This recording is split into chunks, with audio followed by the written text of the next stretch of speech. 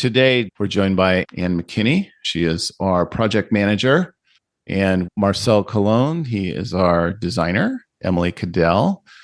She is our marketing director, and Chris Goldman, who is our marketing coach and marketing language consultant. One of the great things that we do in our weekly team meetings is we have a theme. So each week we have a different theme. For example, the first Wednesday of the month, we talk about content ideation. Second Wednesday of the month, we talk about our KPIs. Third Wednesday of the month, we give our designer, Marcel, an opportunity to do a show and tell of his recent designs. And on the fourth Wednesday, we have what we call an extended education moment, and it rotates through the team. This month's is with Ann McKinney. We have a great education moment that Ann has come up with. Ann, do you want to kick us off? Essentially, we're going to review the movie Her and its relevance to chat or AI. We're talking about the movie Her, a movie about, is it Joaquin Phoenix? Is he the guy in the movie? And his relationship with an operating system, and it is the voice of a woman that is this assistant. What spurred us on is I had recently seen this movie and others had seen it just recently, even though the movie came out 10 years ago. And it's about this relationship he develops with his AI OS, they call it. Ann, you've got some questions for us? One of the striking questions that came out in my mind was asking if the AI or chat GPT type technologies could ever evolve to provide emotional support and companionship similar to what's depicted in Her. Yeah, I think it could, honestly. I think just even seeing how like chat GPT and all that is already evolving since it came out. Again, this movie came out 10 years ago, and I honestly feel like it's a little bit of a prediction of where we're heading. Maybe there will be a little bit more like hesitancy to get there, but also just where AI already is, I definitely believe that it has the capacity to develop this personal connection with people. Yeah, kind of scary. This is Chris, and I want to chime in on some of the bigger themes of this movie. And it really gets to people substituting relationships with real people and substituting in other entities, in this case, AI or an operating system. And we've already seen this happening with social media quite a bit, where people are substituting online relationships for person-to-person relationships. And in the core of this movie is this theme of loneliness that is increasing between two human beings because their relationships are not focused on one another. Their energy, relational energy, is not focused on each other. It's focused on things that they're getting through computers, through operating systems, through, in our world, AI. And you do think about, when does art predict future, or when does the future actually create the art? And in this case, these two dovetail beautifully together. We look back now 10 years and think whoever was writing this was probably writing just a little ahead of their time. Absolutely. In fact, that brought up my second question, and that was, how does ChatGPT address issues of loneliness and social isolation? I think you answered that one perfectly.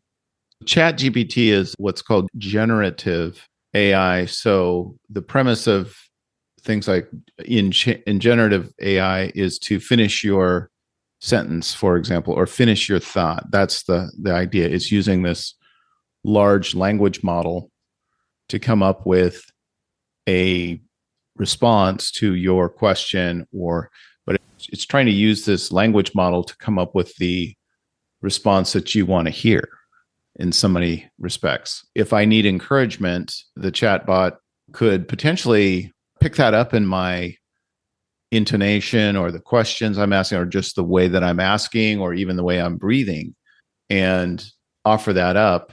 It's just using all these cues in theory to figure it out. Right now, like ChatGPT is the only basis it has is a typed in question. So we're going to have to fast forward a little bit to where we're actually talking to the AI However, we do have whose name starts with an A that I'm not going to say the name because she's going to respond to me sitting in our rooms, listening in and offering some feedback as well. So that just seems like the gateway to where we could end up having a relationship and getting responses that are actually going to build us up. In the movie, Samantha actually claimed to understand and experience emotions.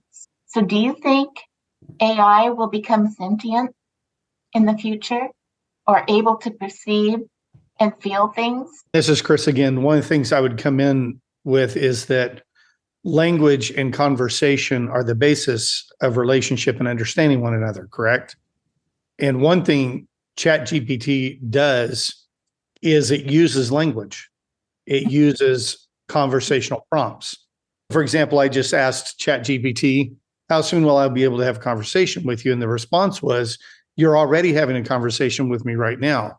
I'm here to chat and assist you with questions of information you need. If you're referring to improvements in conversational abilities for AI in the future, it's an area that's continuously evolving and then goes to give me the history dating back to 2021.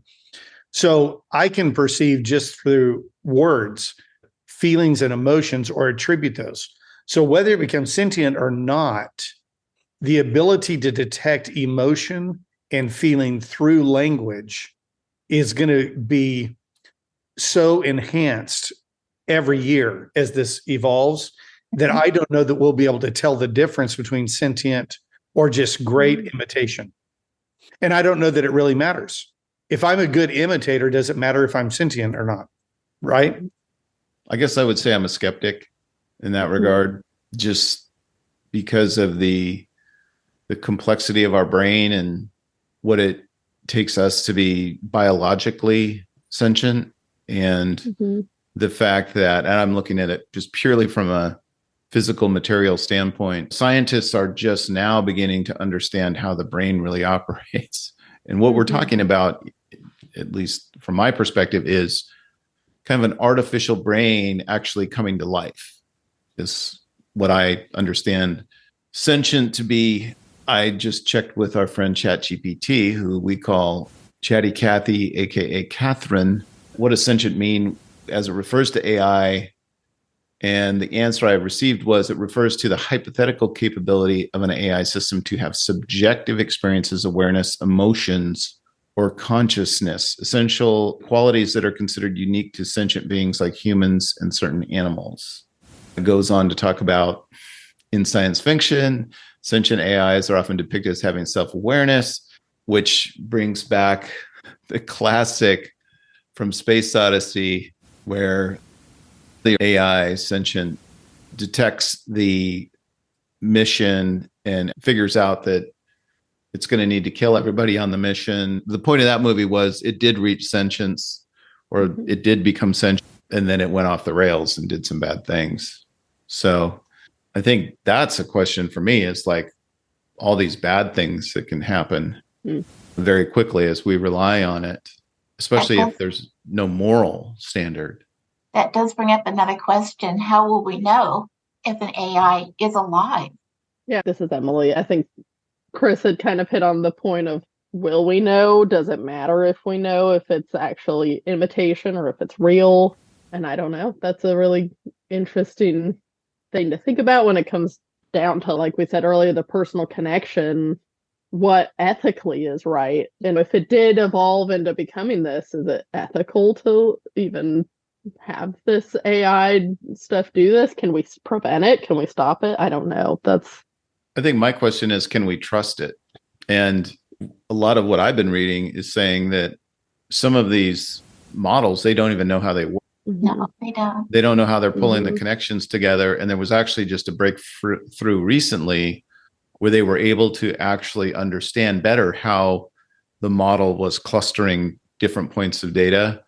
And they were thinking that would allow them to then be able to control it in a better way. I think that the trust part is the part that scares me the most, is because I think there's a novelty, we'll get lulled into it. They sound like us, they look like us. It seems like if you are not understanding the underlying functions of how that works, that it could easily get used in a bad way. Either not necessarily is that I don't trust the AI itself, it's do I trust the people that have the AI?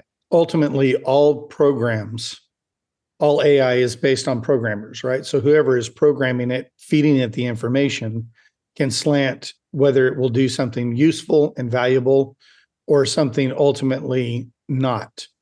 So the trust level becomes who is behind this that's steering the AI. Now, of course, we all ask this imaginative question, what if it became its own living entity like we're talking about here? Mm-hmm. So if you set that aside, because I think that's a big conversation down the line, we need to be asking now the smaller questions that are more immediate.